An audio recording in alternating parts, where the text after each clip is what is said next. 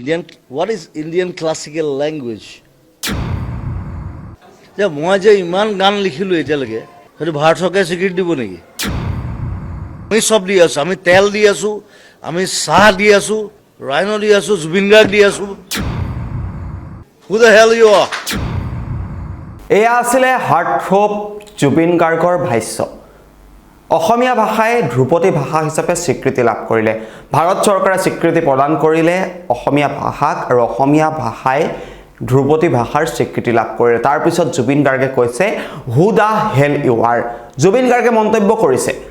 জুবিন গাৰ্গৰ মন্তব্য আপোনালোকে যোৱাকালি নিশাৰ ভাগত নিশ্চয় বিভিন্ন সংবাদ মাধ্যমত শুনিছে। জুবিন গাৰ্গৰ ভাষ্যৰ সন্দৰ্ভতে আজি আমি আলোচনা কৰিবলৈ আপোনালোকৰ মাজলৈ আহিছোঁ। জুবিন গাৰ্গে কৈছে মই ইমানখিনি গান গালোঁ, মোক স্বীকৃতি কোনে দিব?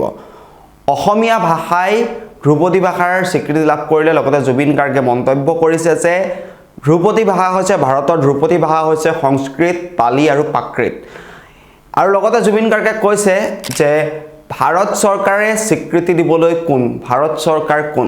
জুবিন গাৰ্গৰ এই বিতৰ্কিত মন্তব্য এতিয়াও চৰ্চাৰ মাজত আছে। জুবিন গাৰ্গে যোৱাকালি এটা অনুষ্ঠানত উপস্থিত আছিল। তাত সংবাদ মাধ্যমৰ সন্মুখত জুবিন গাৰ্গে এই ধৰণেই মন্তব্য কৰিছিল।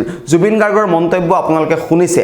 যোৱাকালিৰ ভাগত বিভিন্ন সংবাদ মাধ্যমত বা ছ'চিয়েল মিডিয়াত জুবিন গাৰ্গৰ যি ভাষ্য, এই ভাষ্য বনজুইৰ দৰে বিয়পি পৰিছিল।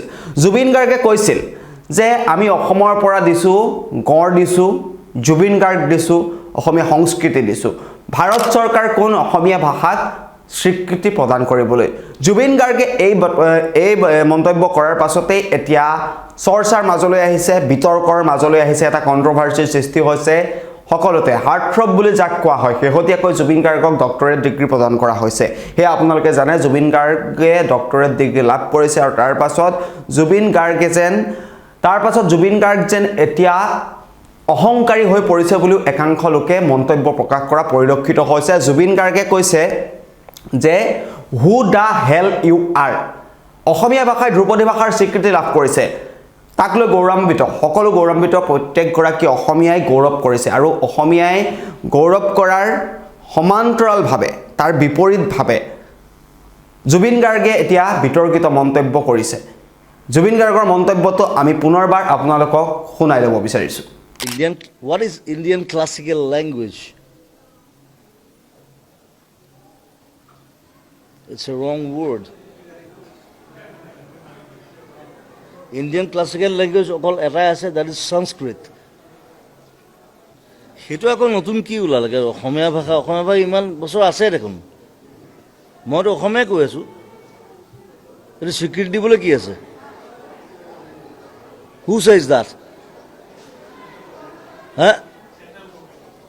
কোন? ভাৰত চৰকাৰ।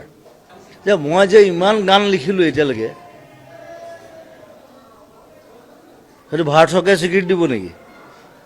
This is my language, this is Assamese, I am N Assamese, মই অসম হয়, সেইটো ভাৰত চৰকাৰে স্বীকৃতি দিব নোৱাৰে। আৰু গোটেই অসম বুলি নহয়, গোটেই ইণ্ডিয়াৰ যিমান ভাষা আছে চব পালি, প্ৰাকৃত, সংস্কৃত তাৰ পৰা আহিছে। এইটো ভাৰত চৰকাৰে দিব নোৱাৰে। এই ভাৰত চৰকাৰ আমাক কি স্বীকৃতি দিব? আমি চব দি আছোঁ, আমি তেল দি আছোঁ, আমি চাহ দি আছোঁ, গড় দি আছোঁ, ৰাইন' দি আছোঁ, জুবিন গাৰ্গ দি আছোঁ।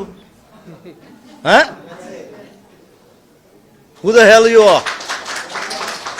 We are more modern than you. শুনিলে, এয়া হৈছে জুবিন গাৰ্গৰ মন্তব্য। হাৰ্টথ্ৰব যাক অসমৰ হিয়াৰ আমঠু বুলি কোৱা হয়। জুবিন গাৰ্গে হাজাৰ হাজাৰ গানৰ সৃষ্টি কৰিছে। অসমীয়া গীতৰ তেওঁ সম্ৰাট বুলি কোৱা হয়। জুবিন গাৰ্গে এতিয়া কৈছে যে অসমীয়া ভাষাক স্বীকৃতি দিবলৈ ভাৰত চৰকাৰ কোন? ভাৰত চৰকাৰক প্ৰশ্ন কৰিলে জুবিন গাৰ্গে। জুবিন গাৰ্গে বহুকেইটা মন্তব্য কৰিছে। জুবিন গাৰ্গে কৈছে মই ইমানবোৰ গান গালোঁ, সকলো গান মই অসমীয়াতেই গাইছোঁ, মোৰ গানৰ স্বীকৃতি ভাৰত চৰকাৰে দিব নেকি? এনেকুৱা ধৰণৰ মন্তব্য কৰিছে।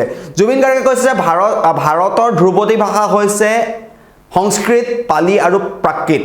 এইসমূহ হৈছে ভাৰতৰ ধ্ৰুপদী ভাষা। অসমীয়া ভাষা অসমীয়াতে আছে, অসমীয়া ভাষাক স্বীকৃতি দিয়াৰ কোনো প্ৰয়োজন নাই। বিতৰ্কিত মন্তব্য হাৰ্টথ্ৰব জুবিন গাৰ্গৰ। জুবিন গাৰ্গৰ মন্তব্যৰ সন্দৰ্ভত আপোনালোকে কি প্ৰতিক্ৰিয়া প্ৰকাশ কৰিব কমেণ্টত জনাব পাৰে। জুবিন গাৰ্গে এতিয়া বিতৰ্কিত মন্তব্য কৰিছে, অসমীয়া ভাষাই ধ্ৰুপদী ভাষাৰ স্বীকৃতি লাভ কৰিছে।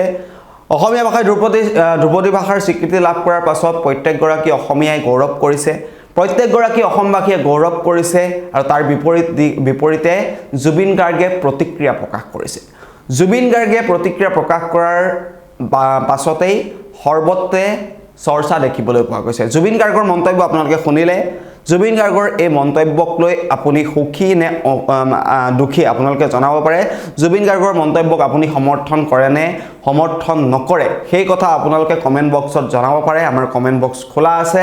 আৰু জুবিন গাৰ্গে এইবাৰ ডক্টৰেট ডিগ্ৰী লাভ কৰাৰ পাছত জুবিন গাৰ্গ যেন এক প্ৰকাৰৰ অহংকাৰী হৈ পৰিছে।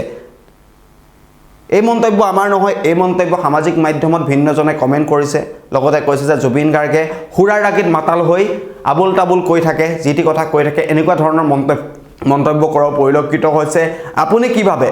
অসমীয়া ভাষাৰ ধ্ৰুপদী ভাষাৰ স্বীকৃতি লাভ কৰাৰ পাছত জুবিন গাৰ্গৰ যি প্ৰতিক্ৰিয়া, এই প্ৰতিক্ৰিয়াত আপুনি কি ক'ব সেয়া আপোনালোকে জনাওক কমেণ্ট বক্সত। আৰু পৰৱৰ্তী খবৰৰ বাবে চাই থাকক খবৰ.com। ধন্যবাদ।